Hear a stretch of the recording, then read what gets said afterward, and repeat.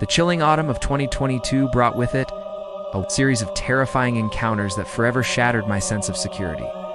Starting with a seemingly innocent Halloween night that devolved into a harrowing home invasion.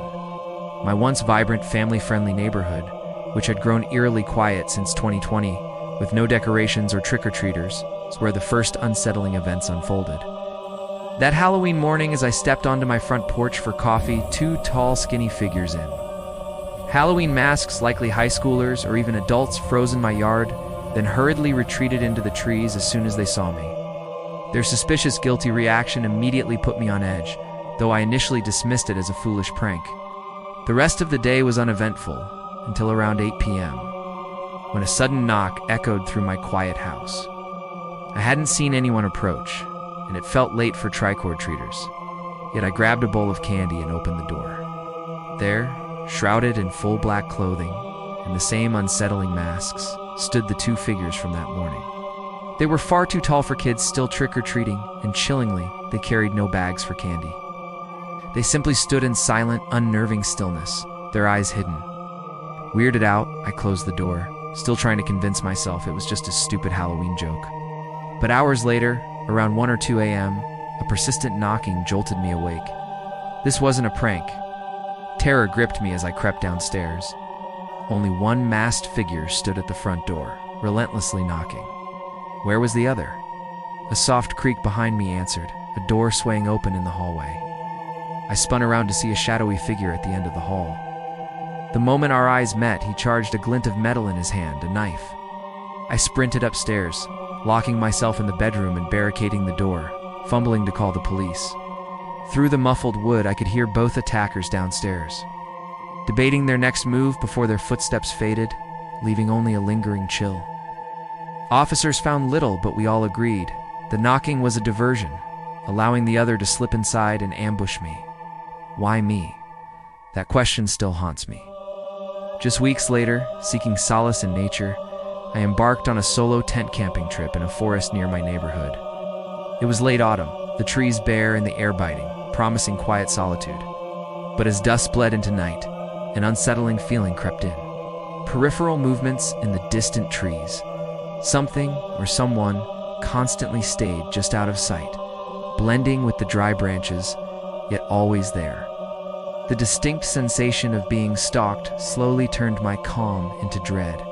Retreating into my tent, leaving the flap open for the fire's warmth, only amplified the darkness beyond. Years of camping hadn't prepared me for this unique, gut-wrenching fear.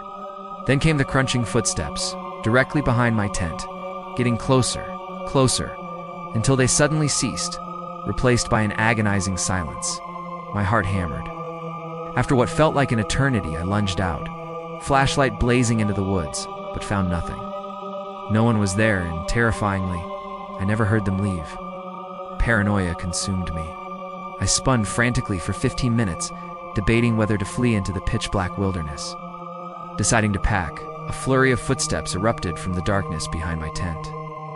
As I frantically stuffed my gear, a man materialized across from me, walking quickly towards the dying campfire's light. He was tall, bulky, with torn jeans, a dirty fleece, a black beanie, and chillingly vacant eyes. "Leaving so late?" he rasped, his gaze unsettling. As I instinctively backed away, I saw a shift in his eyes, a realization that he wasn't in control. I turned and sprinted blindly into the dark, barren woods, the sound of his pursuit slowly fading behind me. Lost and shivering through the silent black night, I swore I heard movements in the distance, but I held my breath, waiting for dawn, narrowly escaping whatever sinister intentions he harbored.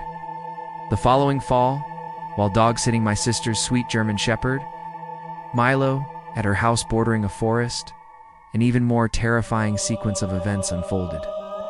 My apartment didn't allow pets, so I stayed at her place, bringing my work laptop.